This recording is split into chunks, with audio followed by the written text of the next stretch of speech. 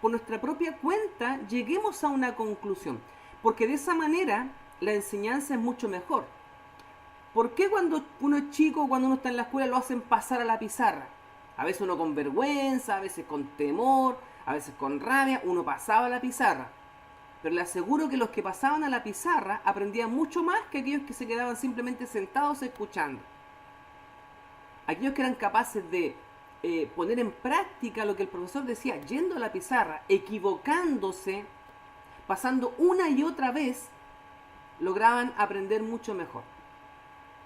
Y aprende también más quien practica.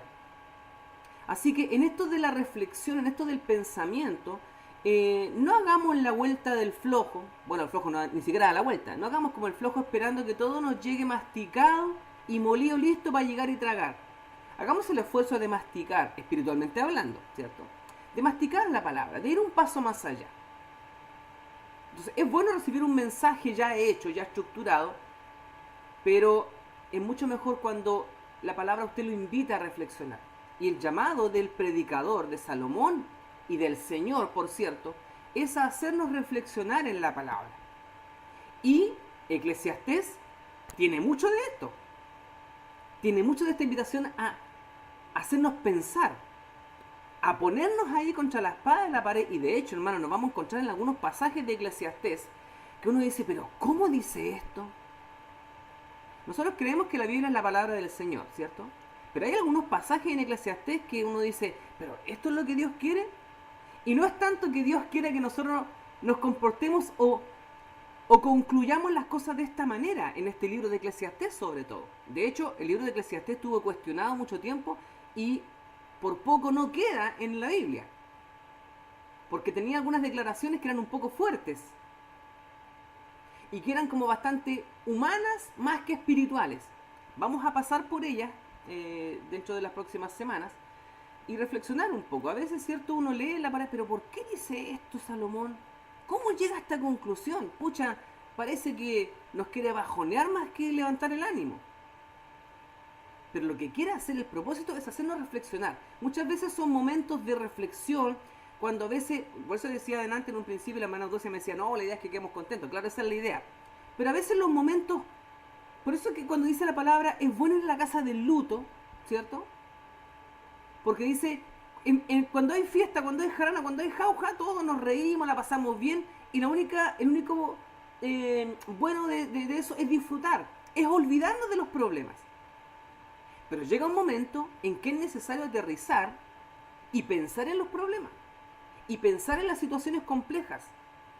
El cristiano no está llamado a evadir la realidad, sino a vivir la realidad. No está llamado el cristiano a vivir con la cabeza en las nubes, sino, como decía un predicador también, no precisamente Salomón, los pies puestos en la tierra, aterrizados, ¿cierto? Pero los ojos puestos en el cielo. Entonces el llamado también de Eclesiastés es muchas veces hacernos reflexionar, hacernos pensar en la realidad. Y a veces nosotros también, si nos ponemos en la parada de Salomón, es complejo pensar en esta vida, en la existencia, a veces en las enfermedades, en los dolores, en los problemas.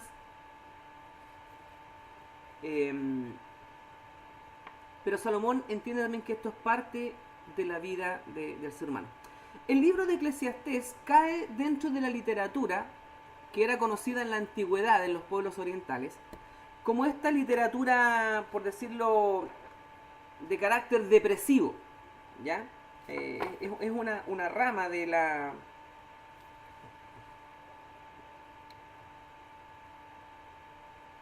¿Cómo se llama?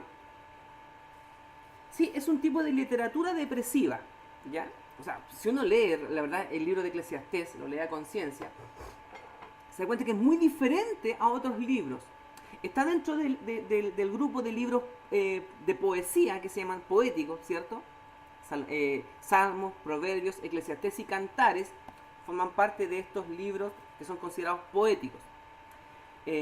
Porque el corazón del poeta también es un poco así, ¿cierto? A veces se van en la volá y piensan cosas así como muy tristes, y de repente se van en la volá y piensan cosas alegres. y miran una flor y se emocionan, todas esas cosas, ¿cierto?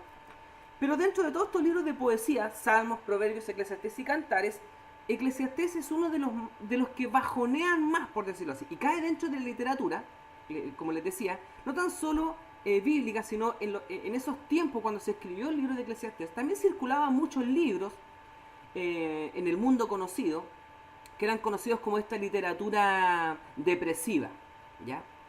Ahora, Eclesiastés, a pesar de ser un libro depresivo según algunos autores, según algunos comentaristas, no llega a ser tan depresivo como otros libros que también eran depresivos en la época, pero no eran libros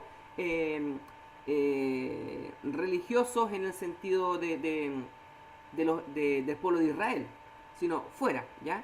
Y hay algunas crónicas por ahí de otros pueblos, no del pueblo de Israel, sino de otros pueblos, Egipto, Mesopotamia, qué sé yo, Babilonia, también habían escritos muy similares a Eclesiastés, pero eran mucho más depresivos. Así que si de repente uno lee Eclesiastés y algunos pasajes, ¿cierto?, nos hacen pensar y nos hacen ponernos tristes, los libros que circulaban en ese tiempo hacían que se pusiera mucho más triste. Es más, algunos llevaban incluso al suicidio. Porque hacían que la gente se deprimiera tanto y pensara tanto en las cosas negativas de esta vida, que terminaban por suicidarse. Incluso muchos autores de ellos llamaban al suicidio. Lo incentivaban, lo motivaban, porque pensaban que la única salida era esa. Y que no había otro objetivo en la vida y que la vida era tan triste, tan terrible, que la única salida era matarse. Entonces, Eclesiastés no cae en ese extremo, ¿ya? Pero camina por un sendero similar en algunos pasajes. No decimos todos, pero en algunos pasajes sí.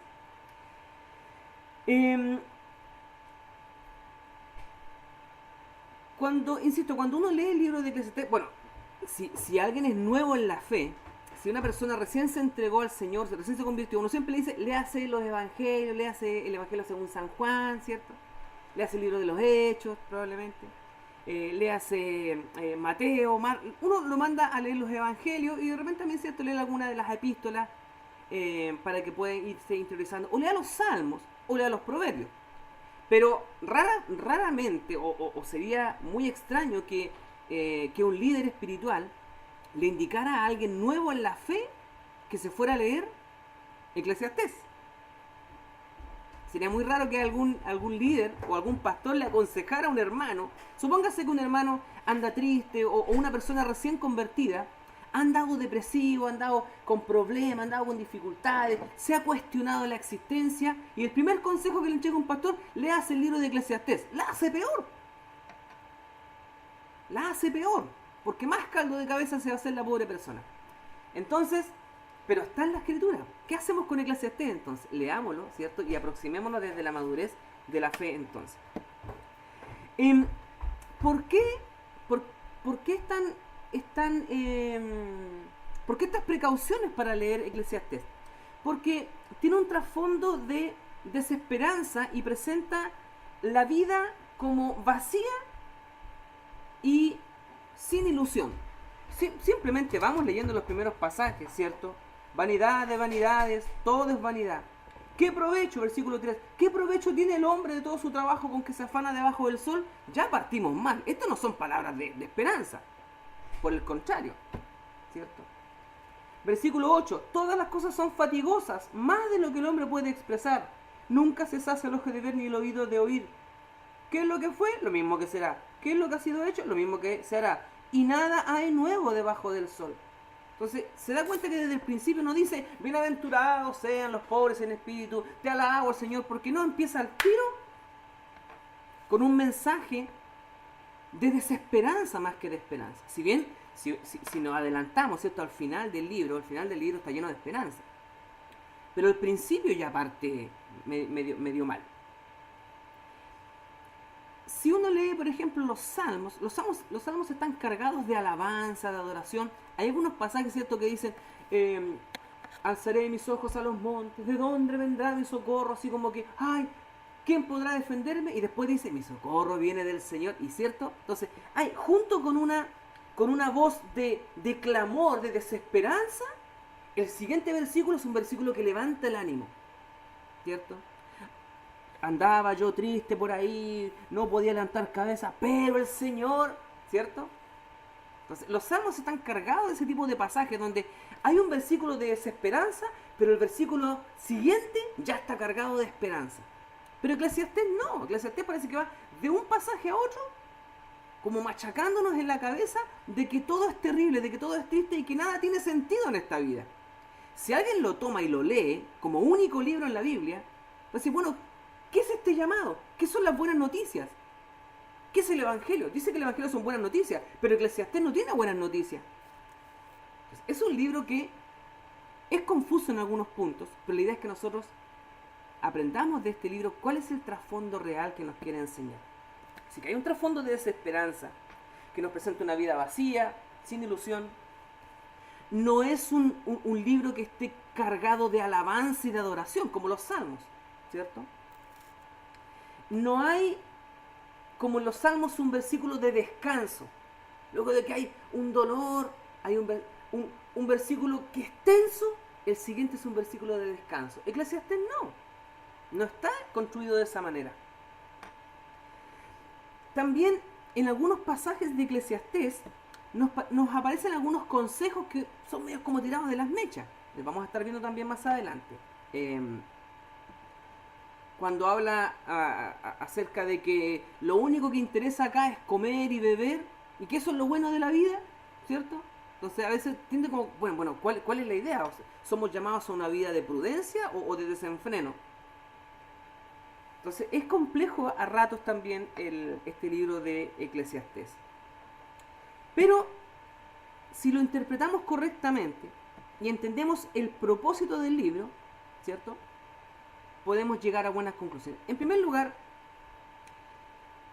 hay muchas conclusiones del libro de Eclesiastés que son las conclusiones a las que cualquier persona podría llegar, pero una persona sin Cristo en el corazón. Así que, de partida, digamos lo siguiente. Hay una visión de este mundo, en términos generales, hay una visión del mundo que es una visión sin Dios. Y una visión de este mundo que es una visión con Dios. Es decir, este mundo, así como nosotros lo vemos con todas sus dificultades, con su alegría, con sus paisajes lindos, con sus puestas de sol, con sus amaneceres, con sus montañas, con sus tsunamis, con sus maremotos, con sus incendios, con las flores que florecen en primavera, con todas las cosas lindas y feas que este mundo pueda tener, uno puede mirarla con los ojos de la fe o puede mirarla sin los ojos de la fe. Hay muchas alabanzas que nosotros cantamos que dicen, abre mis ojos, oh Cristo, yo quiero verte, ¿cierto? Dame ojos para ver más de ti. ¿Por qué? Porque este mundo y esta vida hay que mirarlas bajo la mirada del Señor, bajo una mirada espiritual. Solo así se podrá entender esta vida como realmente Dios la quiere para nosotros. Por otro lado, el que no tiene a Cristo en el corazón verá todo negro, verá todo malo. Entonces lo que Eclesiastés nos va a traer, para proponerlo, es esta mirada humana, llena de desesperanza, esta mirada humana que nos dice el mundo no tiene sentido, la vida no tiene sentido. ¿Ha escuchado usted que la gente diga eso? Mucha gente dice, esta vida no tiene sentido. Cuando las cosas le van mal, cuando las cosas no funcionan, cuando todo le sale mal, la gente dice, esta vida no tiene sentido. ¿Y qué es lo que dice uno como hijo del Señor? Amigo, hermano, esta vida sí tiene sentido. ¿Cómo decimos nosotros? La vida vale más y más solo por Él, dice el himno, ¿cierto? Pero nosotros hemos encontrado el sentido de esta vida. Pero Salomón nos trae eso cosa. Como que nos quisiera decir lo siguiente. Imagínense este mundo sin Dios. ¿Cómo lo veríamos? Este mundo sin Dios, probablemente hay unas puestas de sol que son bonitas, ¿cierto? Y aunque Dios no estuviera, aunque Dios no existiera, este mundo tiene cosas lindas. Una montaña nevada, una flor que florece, los pajaritos que cantan, ¿cierto? Son cosas lindas de la vida, son cosas bonitas. Tomar un niño en brazos, ¿cierto? Una guaguita, cuando lloran mejor. Pero cuando no, un bebé en brazos, todos son cosas lindas de la vida. Pero también la vida tiene esa otra cara, ¿cierto? Las cosas tristes. La muerte de un ser querido, una enfermedad, cuando los planes no resultan, la pérdida de un trabajo, el fracaso en los negocios, un montón de cosas que son tristes. La vida tiene todas esas cosas, como dicen algunos, de dulce y de agraz. La vida tiene todo eso. Entonces, para poder disfrutar lo lindo de la vida y también poder soportar lo feo, el hombre necesita algo que lo ayude a transitar, como dice una canción que me acuerdo que cantamos cuando era niño, o yo quiero que esa luz que un día en mí prendió, algo así, jamás se esconda ni se apague su fulgor, o yo quiero que esa luz me ayude a transitar por este valle de dolor. Entonces, a veces cuando Salomón habla en Eclesiastés, parece que Salomón no creyera en Dios, por cómo se expresa. Pero la verdad es que Salomón sí cree en Dios. Pero él a veces nos intenta hacer reflexionar un poco. Piense de la siguiente manera: ¿cómo sería este mundo y sus problemas si Dios no existiera? Entonces Salomón nos quiere obligar un poco a pensar ahí, a poner ahí el punto, el dedo en la llaga. Entonces Salomón va a decir muchas cosas que a veces uno dice, pero ¿cómo Salomón dice esto? ¿Que acaso no cree en Dios? Claro que cree, pero nos quiere obligar un poco a pensar como si Dios no existiera, ¿ya? Y nos va a proponer dos puntos de vista. Vamos a encontrar en algunos pasajes cuando dice, dije yo en mi corazón, lo dice varias veces, no hay nada nuevo bajo el sol, ¿cierto? Entonces, Salomón en muchos de estos pasajes omite a Dios, no lo menciona. Y yo creo que lo hace intencionalmente para que veamos este mundo cómo sería, cómo lo veríamos, cómo enfrentaríamos la vida y sus problemas si Dios no existiera. Cuánta desesperanza habría, cuán terrible sería este mundo y la vida si Dios no existiera. Así que vamos a ir avanzando de a poquito. Esto es como una introducción nomás, ¿cierto? Tenemos que entender en primer lugar que este es un libro, piénselo como si fuera escrito por un hombre común y silvestre, un hombre natural, que vive ajeno al conocimiento de Dios.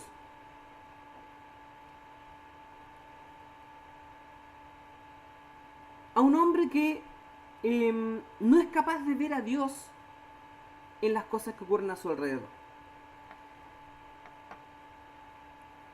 La frase que dice bajo el sol, por ejemplo, versículo 9, ¿qué es lo que fue? Lo mismo que será. ¿Qué es lo que ha sido hecho? Lo mismo que se hará. Y nada hay nuevo debajo del sol. Esta frase bajo el sol se repite, si usted la quiere buscar después en Eclesiastés, aparece 29 veces.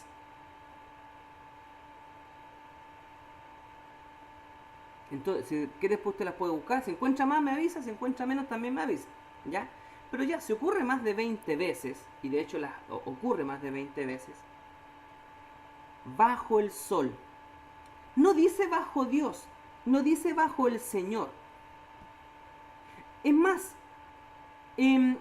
no se utiliza tanto el nombre de Jehová en el libro de Eclesiastés. Al parecer, voluntariamente, Salomón lo omite para obligarnos un poco a pensar, a imaginar este mundo y la vida y sus problemas sin Dios. Y las veces que se presenta a Dios, se lo presenta más como el creador. Mire, hay un pensamiento de muchas personas que creen en Dios. Si usted pregunta a mucha gente cree en Dios. Pero creen en Dios simplemente como un creador. ¿Ya? ¿Dios creó el mundo? Sí, ellos creen que Dios creó el mundo. Pero cuando nosotros le decimos, ¿sabes que Dios quiere relacionarse con nosotros? Ah, no, eso es otra cosa. Una cosa es que Dios nos haya creado y otra cosa es que se quiera relacionar con nosotros. Mucha gente piensa que Dios creó este mundo y lo dejó para que este mundo se criara solo. Lo creó, pero no lo crió. ¿Se entiende? Lo dio a luz, pero no se preocupó de criarlo. Lo engendró nomás y lo dejó ahí.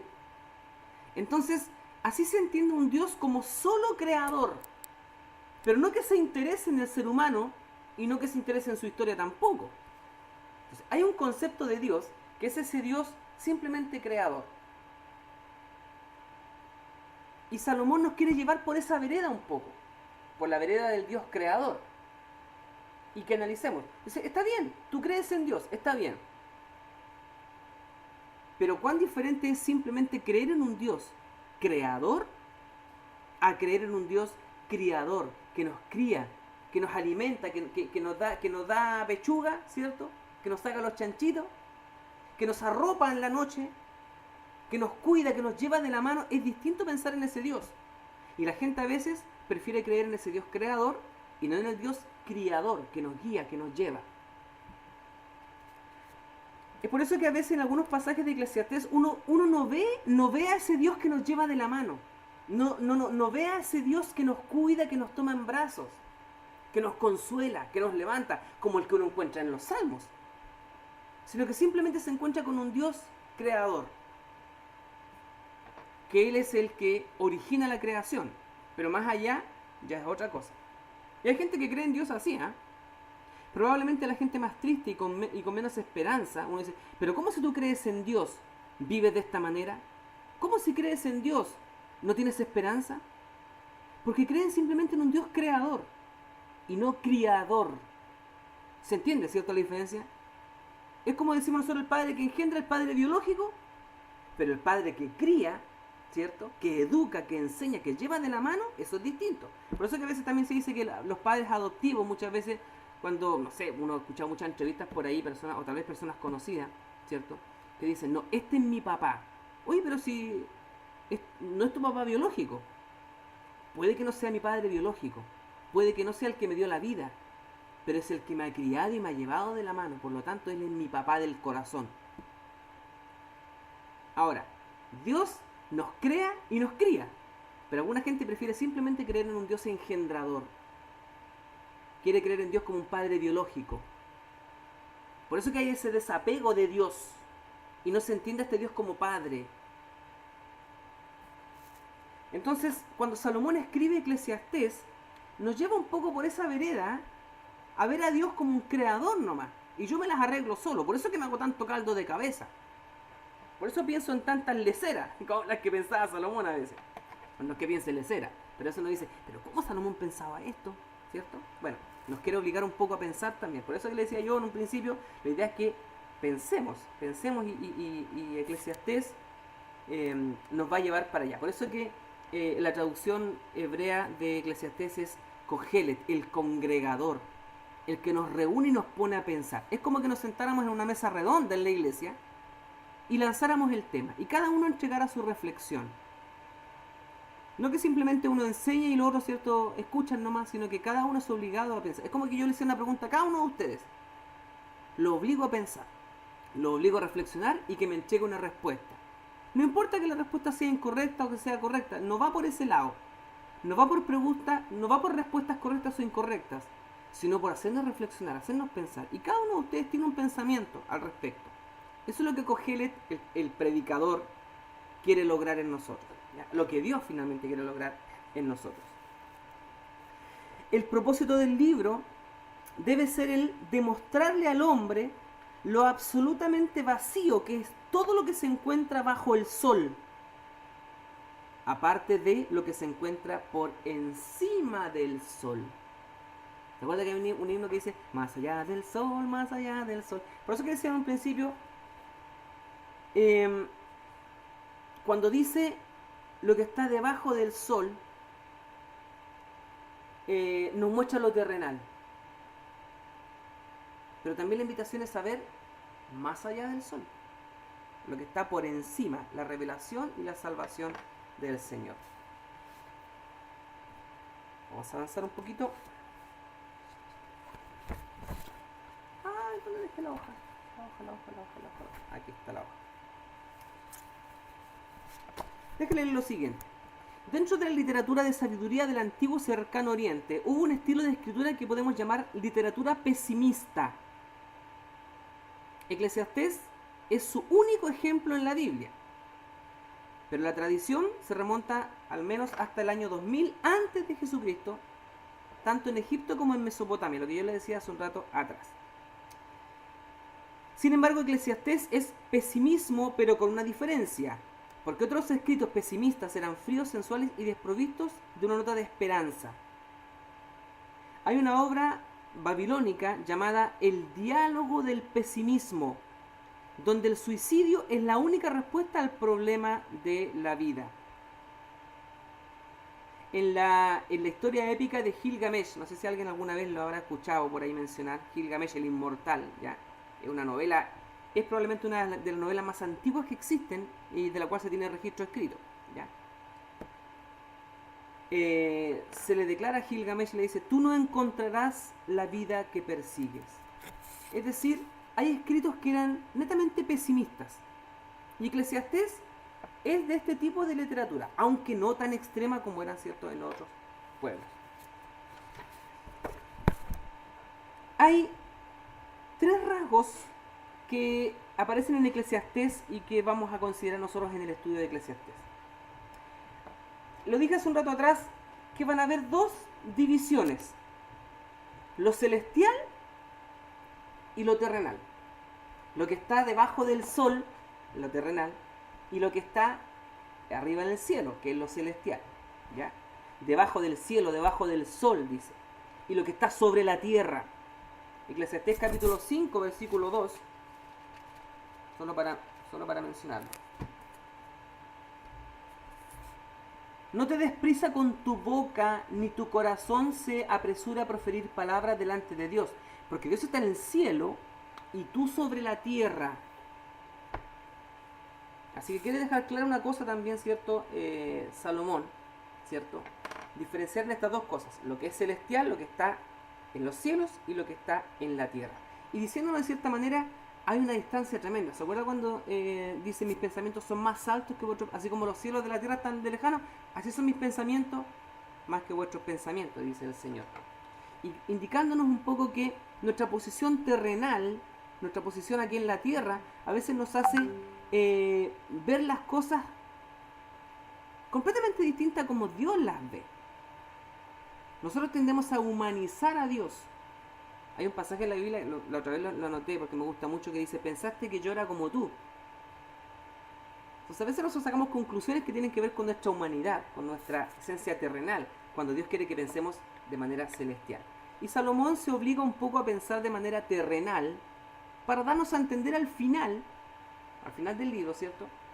Que la verdad es que no, toda esta reflexión y todo este caldo de cabeza que Salomón se hace, finalmente dice: bueno, esta bola que me pegué, esta bola pesimista que me pegué, la verdad es que lo único que yo quiero decir, como el pastor también nos decía el otro día, ¿cierto?, en una de sus predicaciones, el fin de todo discurso es este simplemente: teme al Señor y guarda sus mandamientos. En eso consiste todo.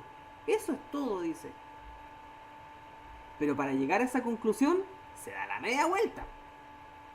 ¿Por qué no nos dice simplemente el final? Porque nos quiere hacer reflexionar, porque nos quiere hacer pensar. Este mundo para muchas personas, hermanos, es terrible. Este mundo con sus problemas, con sus dificultades, con sus enfermedades, con sus deudas, para muchas personas es un mundo terrible, en el que no vale la pena vivir. Y nosotros como cristianos a veces vivimos en una burbuja. Por eso que a veces nosotros no entendemos a mucha gente, cuando gente pasa por tiempos difíciles, cuando hay gente que anda triste, cuando muchas veces entre nosotros los hermanos anda algún hermano triste. No lo entendemos, no somos capaces de ver su realidad, no somos capaces de ver su tristeza. Mire, en la semana, este fin de semana, nos comunicaban en el WhatsApp del curso de Marcelo. Marcelo pasa este año a cuarto medio, ¿ya? Y una chica que estaba en cuarto medio, ya salió del liceo, del mismo colegio donde estaba Marcelo. Una niña que ganó excelencia académica. Una niña que era muy valorada por su entorno, según lo que nos decían ahí. Murió el fin de semana, y a pesar de que la apoderada que nos comentó esto nos decía, nos dijo de qué murió, pero sus palabras dejaban entrever un poco qué es lo que había pasado. Nos decían: no fue capaz de ganarle a la depresión.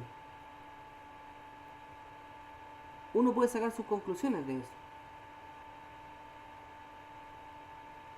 Una enfermedad, ¿cierto? Qué sé yo, si es una enfermedad grave que esté uno en el hospital por una enfermedad, qué sé yo, por una deficiencia respiratoria o algo así, es una enfermedad que se puede llevar a alguien, ¿cierto? Pero cuando uno piensa que la depresión se puede llevar a alguien, una niña que tenía todo el futuro por delante, una niña que ganó excelencia académica, es una muy buena alumna, más encima buena compañera, según relataban los que comentaban ahí. ¿Cómo es de oscuro este mundo para muchas personas?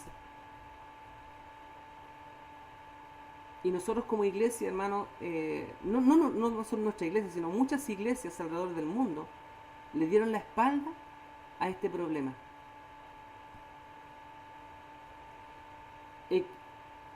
Salomón, yo creo que se pasó estos rollos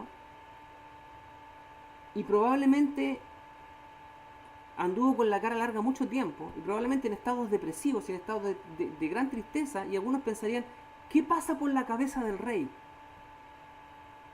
Todo ese pensamiento de Salomón está en el libro de Eclesiastés. Pensamientos que son muy pesimistas, pensamientos depresivos. Tal vez nos quiere dar a entender que este mundo no es tan lindo para muchas personas.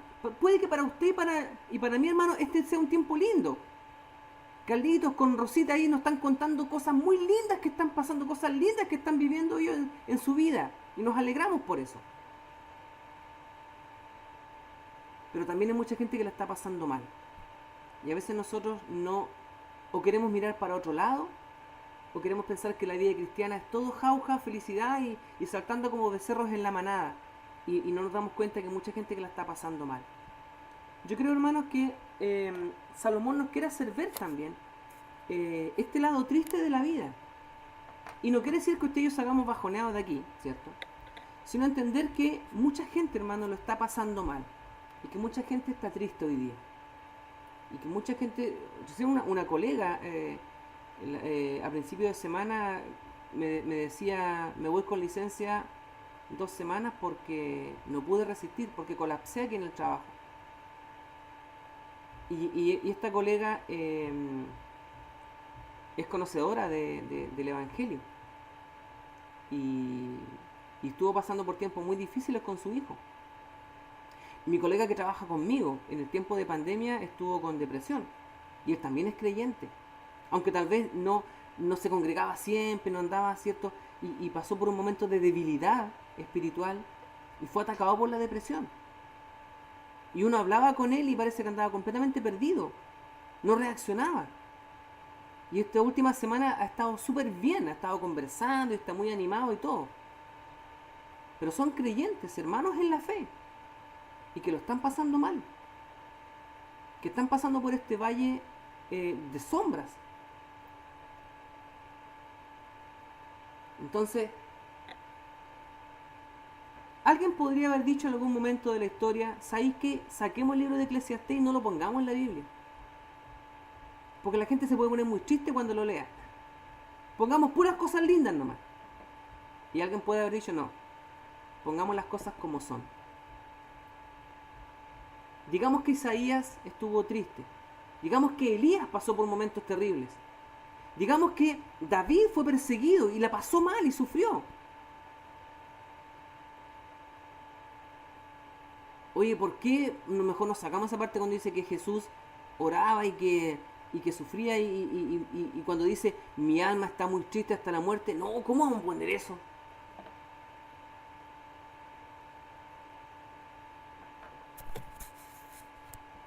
Eso es lo que pasa debajo del sol.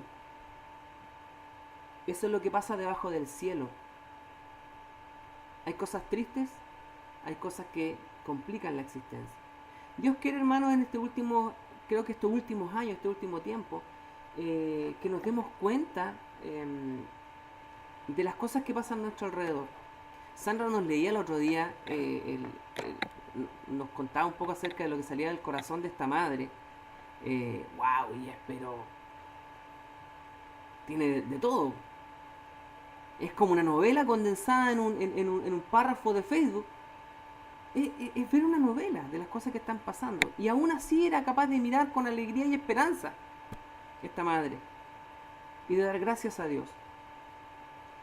¿Cómo es posible que una persona frente a la adversidad pueda ver las cosas con una mirada espiritual y con una mirada de fe? Y otras personas frente a la misma circunstancia, o a veces circunstancias mucho menores, no ve salida y no ve esperanza. Esta es la dualidad que Salomón propone en el libro de Eclesiastés. La cara fea y la cara bonita. Hermano, yo no quiero dejarlo bajoneado hoy día, pero quiero que reflexione. Quiero que reflexione en su corazón. Y si hay una palabra que puedo dejarles al final, para terminar, es la palabra compasión. Dios quiere que tengamos un corazón compasivo, un corazón de misericordia, que seamos capaces de ponernos en el lugar del que está sufriendo, ponernos en el lugar del que está pasándola mal. Hay mucha gente que necesita ser abrazada, hay mucha gente que necesita ser consolada, hay mucha gente que necesita que usted esté bien también, para abrazarle. ¿Conoce usted cristianos que andan con la cara larga siempre? Mire, necesitamos soldados en la iglesia de Cristo. No tan solo en nuestra iglesia, sino en la iglesia de Cristo en general. Soldados que sean capaces de levantar a los que están caídos, a los que están tristes, a los que están complicados. Entonces hay dos cosas que tenemos que hacer. Una es fortalecernos en el Señor y en el poder de su fuerza, como dice la palabra. Pero también entender al que está caído. No simplemente decirle, como dice la canción, no puede estar triste un corazón que alaba a Cristo. Porque hay que reconocer que hay hermanos que a veces están tristes y que pasan por momentos complicados. El llamado es a que podamos entender el dolor ajeno, podamos entender la tristeza ajena y podamos decirle, hermano, estoy contigo, hermano, quiero levantar tu ánimo, quiero que tu corazón esté confiado en el Señor, quiero que, no sé, redescubras el amor del Señor. Hay muchos hermanos que han pasado por momentos de tristeza, han pasado por momentos de duelo, ya por pérdida de un ser querido. Y siempre decimos, dejemos que vivan el duelo. Dejemos que los hermanos lloren lo que tengan que llorar, pero llega un momento cierto en que van a tener que levantarse y seguir adelante. Pero respetemos el llanto del que tal vez está llorando, respetemos el duelo del que tal vez está en duelo, porque a veces nos cuesta pensar un poco en el dolor del que está sufriendo. Pensemos en eso, reflexionemos, leamos el libro de Eclesiastés, leámoslo con esperanza. Y quiero dejarles simplemente un pasaje que creo que vamos a tener que leernos cada vez que terminemos cada lección de Eclesiastés. Vamos a leer el capítulo 12, no completo, pero sí algunos pasajes, ¿ya? Porque necesitamos ser animados. Si alguien pudiera aprenderse de memoria este capítulo 12 de Eclesiastés, nunca está de más. Es un pasaje tremendo. Acuérdate de tu Creador en los días de tu juventud, antes que vengan los días malos, ¿cierto? Y lleguen los años de los cuales diga, no tengo en ellos contentamiento. Versículo 9 en adelante. Y cuanto más sabio fue el predicador, tanto más se enseñó sabiduría al pueblo. E hizo escuchar, e hizo escudriñar, y compuso muchos proverbios. Procuró el predicador hallar palabras agradables, y escribir rectamente palabras de verdad. Las palabras de los sabios son como aguijones, y como clavos hincados son las de los maestros de las congregaciones, dadas por un pastor. Ahora, hijo mío, a más de esto, sé amonestado. No hay fin de hacer muchos libros, y mucho estudio es fatiga de la carne. El fin de todo discurso oído es este, al final de todo, ¿cierto? Teme a Dios y guarda sus mandamientos, porque esto es el todo del hombre. Porque Dios traerá toda obra a juicio juntamente con toda cosa encubierta, sea buena o sea mala. Quédese con el versículo 13. El fin de todo discurso oído es este: teme a Dios y guarda sus mandamientos, porque esto es el todo del hombre. Amén. Mientras tengamos esas cosas, hermanos, en nuestro corazón, en nuestra mente, podemos seguir adelante.